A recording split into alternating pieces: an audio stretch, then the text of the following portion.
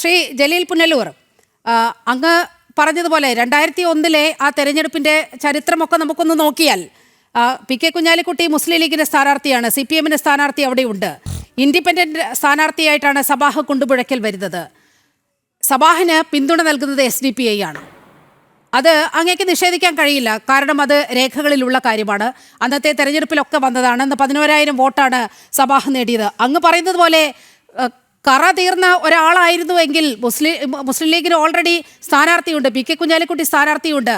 അതിനെ പിന്തുണയ്ക്കുന്നതിന് പകരം SDPIയുടെ പിന്തുണ വാങ്ങാൻ പോയത് എന്തിനാണ്?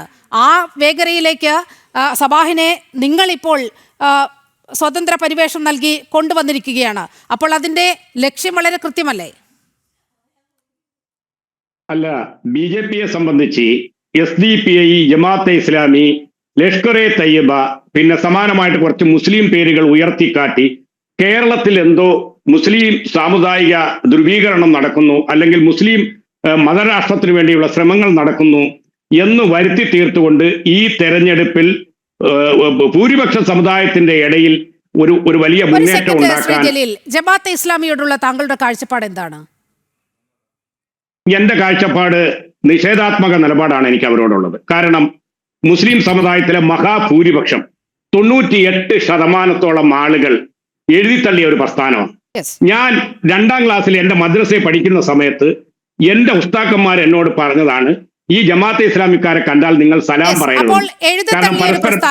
ഇന്ന് ഇന്ത്യ മുന്നണിയുടെ വലിയ നേതാവാണല്ലോ CPM-ന്റെ ജനറൽ സെക്രട്ടറി MA ബേബിയുടെ വാക്കുകൾ ഒന്ന് കേൾക്കൂ. ജമാഅത്തെ ഇസ്ലാമിക്കെതിരെ അനുവാദരഹിതമായി ഒരു വിമർശനം പാടില്ല, അനുവാദരഹിതമായി ഒരു വിമർശനം പാടില്ല. പ്രഭാഷണങ്ങളിലൂടെ പരാമർശങ്ങളില്ലാതെ ജമാഅത്തെ ഇസ്ലാമിക്കെതിരെ എന്തെങ്കിലും പ്രസ്താവന പാടില്ല. അങ്ങനെ നടത്തിയിട്ടില്ല CPM.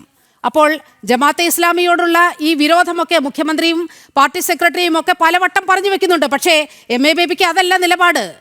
പ്രായോഗിക രാഷ്ട്രീയത്തിലേക്ക് വരുമ്പോൾ ജമാഅത്തെ ഇസ്ലാമിക്കെതിരെ അനുവാദരഹിതമായി വിമർശനം പാടില്ല എന്നൊക്കെ പറയാൻ എന്ത് സൈദ്ധാന്തികതയാണ് അതിലുള്ളത്? അല്ല, ബേബി സഖാവ് പറഞ്ഞതാ അതിന്റെ കറക്റ്റ്. 98% മുസ്ലിം സമുദായത്തിന്റെ പോലും പിന്തുണയില്ലാത്ത എവിടോ ഒരു മണ്ഡലത്തിൽ 5-6 പേരുള്ള ഒരു സംഘടനയെ അമിതമായി വിമർശിച്ചുകൊണ്ട്, അതിന് വലിയ പർവ്വതീകരിച്ച് വിമർശനം നടത്തിക്കൊണ്ട് അതിനെ എന്തോ മഹാസംഭവമാക്കി വരുത്തി തീർക്കേണ്ട ബാധ്യത ഇടതുപക്ഷത്തിനില്ല. അതിനെയൊക്കെ എഴുതി തള്ളേണ്ടതാണ്.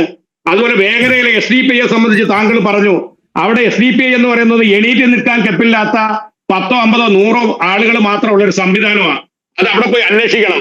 അങ്ങനെ ഒരു മഹാഭൂരിപക്ഷം മുസ്ലിം ലീഗ് വിരുദ്ധരമായിട്ട് നിന്ന് ശക്തമായ ഏത് മണ്ഡലമെന്നറിയാവോ? മുസ്ലിം ലീഗിനെതിരായിട്ട് ഒരാൾ നോമിനേഷൻ കൊടുക്കാൻ പോലും കഴിഞ്ഞ കാലഘട്ടങ്ങളിൽ ഭയന്നിരുന്ന അത്രത്തോളം ലീഗിന്റെ അപ്രമാദിത്വ മേഖലയാ. പി കെ കുഞ്ഞാലിക്കുട്ടി നോമിനേഷൻ കൊടുത്തിട്ട് പോയാൽ പിന്നെ തെരഞ്ഞെടുപ്പിന്റെ പിറ്റേന്നേ അദ്ദേഹം ആ നാട്ടിൽ വരൂ. അത്രത്തോളം ലീഗിന് അടിത്തറയുള്ള ഒരു മണ്ഡലത്തിൽ സബാഹിനെ പോലെയുള്ള യുവരക്തങ്ങൾ അതിൽ നിന്നും വന്നിറങ്ങിയിട്ടാണ് ഇന്ന് മുസ്ലിം ലീഗിനെതിരായിട്ടുള്ള എതിർപ്പില്ല ഇപ്പോൾ ജമാഅത്തെ ഇസ്ലാമിയോട്. സമസ്ത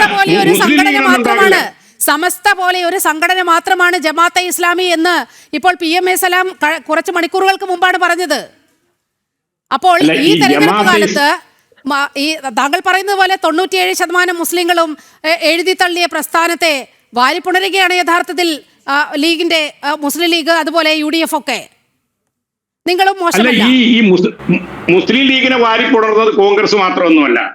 സ്ഥാനത്തും അസ്ഥാനത്തും ശ്രീധരൻ പിള്ളയും രാജഗോപാലും ഒക്കെ പാണക്കാട് തങ്ങന്മാരുടെ ആ കൊടപ്പനക്കൽ തറവാടിന്റെ മുമ്പിൽ നിന്നുകൊണ്ട് നടത്തിയിട്ടുള്ള വലിയ സാഹചര്യമൊക്കെ ഉണ്ടാക്കിയിട്ടുണ്ട്. ശ്രീ ജലീൽ പുനലൂർ, അങ്ങ് ഈ വിഷയത്തിൽ ഒന്ന് പറഞ്ഞു പോകൂ. അപ്പോഴും വേങ്ങരയിൽ SDPI ആണ് നിങ്ങളുടെ സ്ഥാനാർത്ഥി എന്ന് പറയാൻ നിങ്ങൾക്ക് ബുദ്ധിമുട്ടാണ്?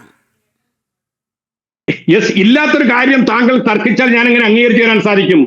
സബാഹിനെ പോലെയുള്ള ഒരു വലിയ മതനിരപേക്ഷ നിലപാട് ഉയർത്തിപ്പിടിക്കുന്ന ഒരു നല്ലൊരു സ്പോർട്സ്മാനായ ആ നാട്ടിലെ ഏറ്റവും വലിയ ജനകീയ അംഗീകാരം നേടിയ ഒരു പ്രതിഭയെ സംബന്ധിച്ചാൽ SDPIക്കാരൻ എന്ന് പറഞ്ഞാൽ, നിങ്ങളെ സംബന്ധിച്ച് കുറെ സബാഹിനെയും ജലീലിനെയും റസാഖിന്റെയും പേരെടുത്ത് ഉയർത്തിക്കാട്ടിക്കൊണ്ട് ഇവരെല്ലാം SDPI ആണെന്ന് വരുത്തി തീർത്ത് BJPക്ക് 4 വോട്ട് നേടേണ്ട ആവശ്യം ഉണ്ടായിരിക്കും. നമുക്കൊന്നുമില്ല. പിന്നെ ഇവിടെ നിങ്ങൾ കുറെ നേരം കൊണ്ട് കാണിക്കുന്ന MK ഫൈസി വന്ന ചടങ്ങിൽ മന്ത്രി ശിവൻകുട്ടി വന്നതെന്ന് ഞാൻ താങ്കൾക്ക് ഇതിനൊക്കെ നമുക്ക് കുറെയൊക്കെ ലജ്ജ വേണ്ടേ BJP നേതാക്കളെ? നിങ്ങൾക്കറിയുമോ JP നന്ദ എന്ന് പറയുന്ന ഒരു BJP-യുടെ നേതാവ് ഉണ്ടായിരുന്നു. ഇദ്ദേഹം ഉണ്ടായിരുന്നു ലഷ്കർ എ തയ്യബയുടെ ഒരു വലിയ നേതാവ് ഹാഫിസ് സയ്യിദ്.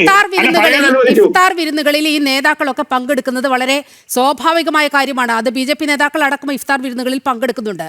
പക്ഷേ SDPIയുടെ നേതാവ് MK ഫൈസി രാജ്യദ്രോഹ കുറ്റത്തിനകത്തായി ഇപ്പോൾ ജാമ്യം തേടി പുറത്തിറങ്ങിയിരിക്കുന്ന ഈ ഫൈസി നടത്തുന്ന ഇഫ്താർ വിരുന്നിലേക്കാണ് ഇടത് വലത് മുന്നണികളുടെ നേതാക്കൾ. അവിടെ നോക്കൂ, കൈകോർത്ത് പിടിച്ചിരിക്കുന്ന ആ ബോഡി ലാംഗ്വേജ് നോക്കൂ നേതാക്കളുടെ. കെ മുരളീധരൻ എത്തുന്നുണ്ട്, ശിവൻകുട്ടിയുണ്ട്, ജോസഫ് വാഴക്കിനുണ്ട്, MMS ഉണ്ട്, പാലോട് രവിയുണ്ട്, ഇപ്പോൾ സ്ഥാനാർത്ഥിയായിരിക്കുന്ന CP ജോൺ ഉൾപ്പെടെയുള്ളവർ ആ ഇഫ്താർ വിരുന്നിൽ പങ്കാളികളാണ്. അത് തന്നെ വളരെ കൃത്യമായി SDPIയോട് ഒരു അടിമത്ത മനോഭാവം നിങ്ങൾ പുലർത്തുന്നു എന്നതിന്റെ വലിയ തെളിവ് തന്നെയാണ്. ഒരു അടിമത്വവും ഇല്ല. ഒരു ഇഫ്താർ ചടങ്ങോ സമാനമായിട്ടുള്ള ഒരു സൗഹൃദ കൂട്ടായ്മയോ ആരെങ്കിലും ക്ഷണിച്ചാൽ എല്ലാവരും അവിടെ പോകുന്നു.